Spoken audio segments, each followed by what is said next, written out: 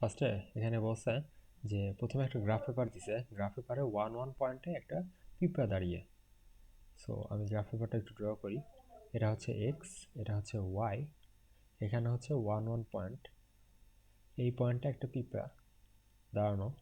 তারপর বলছে কি পিঁপড়াটিকে প্রথমে y=0 সরলরেখাকে ছুঁয়ে আবার y=8 সরলরেখাটি সর্বশেষ ছুঁয়ে y=0 সরলরেখা মানে এক্স অ্যাক্সিস, তার মানে এক্স অ্যাক্সিসটা একে একবার ছুঁইছে, একে টাচ করে তারপর আবার হচ্ছে y=8 মানে এইখানে কোথাও, এটা হচ্ছে y=8 হওয়া মানে এই পয়েন্টটা হচ্ছে 8,0, তাই তো? সরি 0,8, এটা যদি 0,8 হয় এটা হচ্ছে 0 0। এখন বলছে যে চুয়ে সর্বশেষ 6 5 বিন্দুতে পৌঁছাবে। 6 5 তার মানে 6, এইদিকে 6 আর উপরে হচ্ছে 5, মাঝামাঝি কোথাও এক জায়গায় হওয়ার কথা এইখানে 6,5। তারপর বলছে কি যে সম্পূর্ণ গতিপথে সর্বনিম্ন কতটুকু দূরত্ব অতিক্রম করে পিঁপড়াটি গন্তব্যে পৌঁছাতে পারবে। তো ফার্স্টে যদি ও এইভাবে যায়, মানে এটা দেখেই বোঝা যাচ্ছে যদি এই বরাবর যায়, এই বরাবর যায় তারপর আবার এই বরাবর ফেরত আসে, তারপর যদি এই বরাবর যায় তাইলে হচ্ছে অনেক বেশি দূর লাগবে। সব থেকে এফিসিয়েন্ট ওয়ে হওয়ার কথা এই বরাবর, এইটা সব থেকে ছোট ওয়ে হওয়ার কথা। মানে কি এইখান থেকে আমি যদি 6 5, যেহেতু 1 1 থেকে শুরু হয়েছে, এই পার্টটা এমন হইতে হবে যে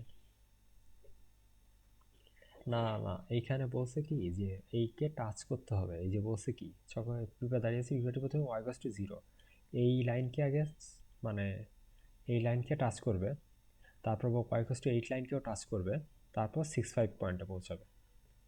তো এ হচ্ছে সরাসরি যাবে না আর কি, এ হচ্ছে সব থেকে মানে ছোট ওয়ে যেটা সেইটাতে যাবে আর কি। তো এটা কিভাবে করা যায়? আমরা হ্যাঁ, আমরা এইটা পিঁপড়ার যে চলাচল এইটা না ভেবে যদি এমনভাবে ভাবি যে একটা লোক এইখানে দাঁড়ায় আছে, এইখানে আর একটা লোক দাঁড়ায় আছে, এ আর এটা হচ্ছে বি, এইখানে যে এক্স এক্সিস সেটা হচ্ছে একটা আয়না, আবার এইখানে একটা এক্স ওয়াই সেটা হচ্ছে আরেকটা আয়না। এ যদি এই আয়নায় দেখতে চায় তাহলে কি করবে? এর রিফ্লেকশনটা দেখতে গেলে এইদিকে তাকায়, এদিকে তাকায়। এ যদি এইদিকে তাকায়, যদি বিকে দেখতে চায় তাহলে কি এই বরাবর তাকাবে না? এই বরাবর তাকাবে। আর বি যদি একে দেখতে চায় তাহলে কি এই বরাবর তাকাবে না? কেন এই বরাবর তাকাবে এইদিকে যদি থাকে? কারণ কি এর রিফ্লেকশনটা কোন দিকে পাওয়া যাবে? এইখান থেকে লাইটটা এসে এখান থেকে গিয়ে এখানে যাবে কিনা, আবার সেম ভাবে এটার জন্য ওই উল্টা দিকে লাইটটা যাবে কিনা। তো আসলে এটা বির কোনটা দেখতে পারে? বির কোন রিফ্লেকশনটা দেখতে পাবে না? রিফ্লেকশনটা কোথায় তৈরি হবে? এইখানে রিফ্লেকশনটা তৈরি হবে, এই পয়েন্টে বির রিফ্লেকশনটা। আবার এর রিফ্লেকশনটা কোথায় তৈরি হবে? এই পয়েন্টে। তো আসলে আমরা যদি এই লাইনটা বের করি,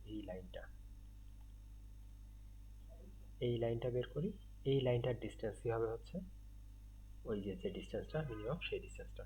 তো এই ডিস্টেন্সটা কীভাবে বের করবো? ফার্স্টে আমরা 6 5 এর রিফ্লেকশনটা বের করবো। 6 5 এর রিফ্লেকশন বের করতে গেলে কি করতে হবে? 8 এর রেসপেক্টে রিফ্লেকশন বের করতে গেলে এটা তো আসলে সিক্স সিক্সের তো আমার যে কি বলে অ্যাবসিসা চেঞ্জ হবে না, অর্ডিনেটটা শুধু চেঞ্জ হবে না।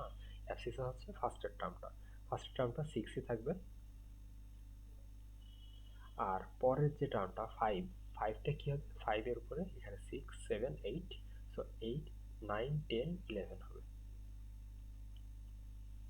বোঝা গেছে কিনা এখন? মানে এটার হচ্ছে জাস্ট 8 এর রেসপেক্টে, y=8 এর রেসপেক্টে এটা যদি একটা মিরর হয়, এই মিররের রেসপেক্টে আমরা হচ্ছে বের করতেছি, মানে রিফ্লেকশনটা বের করতেছি। সো এখানে রিফ্লেকশনটা বের করে কি করে? এখানে 5 থেকে 8 পর্যন্ত যে ডিস্টেন্সটা কত? 3। 8 থেকে 11 পর্যন্ত সেম ডিস্টেন্স, এটা হচ্ছে 3। আবার সেম ভাবে এখানে কি হবে? এখানে এ 1 1, এখান থেকে এটার ডিস্টেন্স কত? এই রিফ্লেকশনের ডিস্টেন্স হবে হচ্ছে এখান থেকে 0 ডিস্টেন্স হচ্ছে 1, সো এখানে হবে কি অ্যাবসিসটা সেম থাকবে, -1 1 -1 হবে। তার মানে কি এই যে 1 মাইনাস 1 আর 6 11